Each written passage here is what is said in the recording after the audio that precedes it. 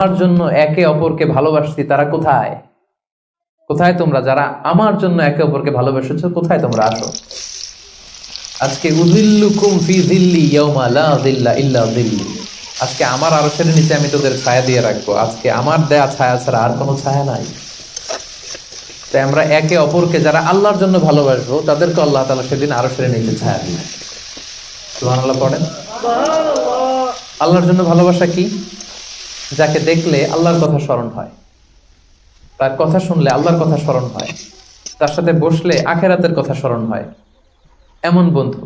আরেকজন আছে, এর সাথে বসলেই শুধু হিন্দি সিনেমার গান, এর সাথে বসলেই শুধু হারাম